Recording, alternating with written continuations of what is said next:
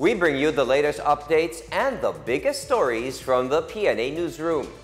Most Filipinos believe that the country is headed in the right direction under the leadership of President Ferdinand R. Marcos Jr., as shown in the recent survey by the Octa Research.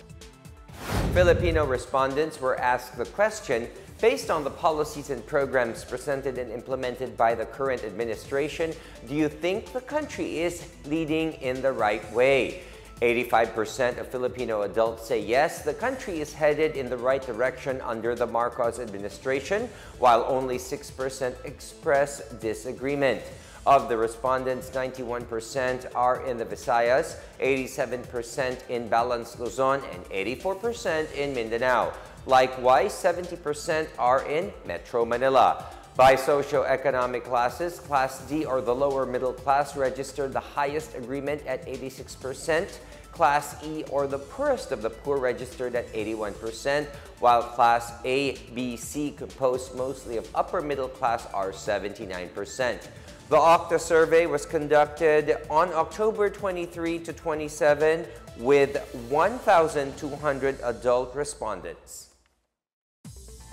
The Department of Education has called on teachers, parents, and other education partners to become advocates of reading and set a good example for the younger generation. The DepEd said it recognizes the critical role of reading and literacy in delivering quality education.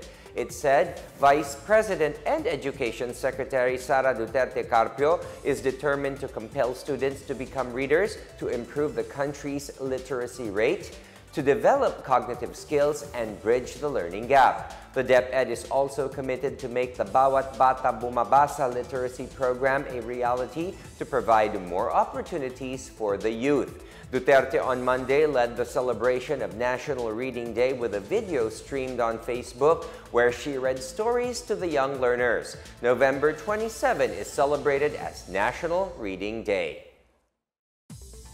Meanwhile, the House of Representatives overwhelmingly approved on final reading a measure that would expand the prohibited acts of discrimination in the workplace against female employees. Under House Bill 4479, favoring a male over a female employee in assignments, training, and promotion due to their sex or characteristics shall be considered an act of discrimination. The measure also disallows favoring a male over a female with respect to dismissal or retrenchment and denying a woman of the benefits of employment due to her gender. The measure also seeks to prohibit any employer from removing a woman employee over circumstances related to pregnancy. Calamba City Representative Charis Hernandez, author of the said bill, said the measure shows the government's progress in removing discrimination in the labor market towards women.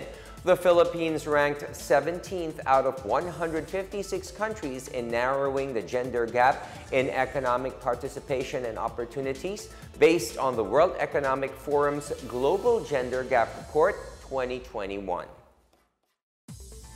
In our news overseas, the World Health Organization has announced that monkeypox will now be referred to as mpox as health authorities continue to grapple with its recent outbreak.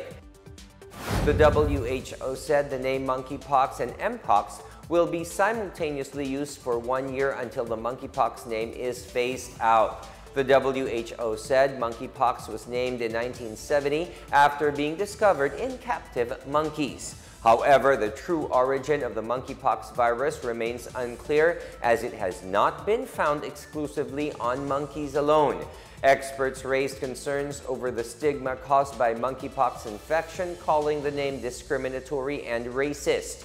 In a statement, United States Department of Health and Human Services Secretary Xavier Becerra said, breaking the stigma connected to the monkeypox virus is important to end mpox. The WHO has so far documented more than 81,000 monkeypox cases in dozens of countries.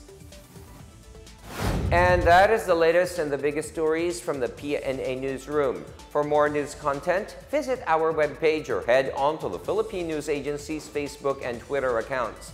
We are also shown on the social media pages of the Office of the Press Secretary and on Radio Pilipinas RP1. Stay tuned for more news updates. I am William Theo. We tell stories that inspire change. Good afternoon, everyone.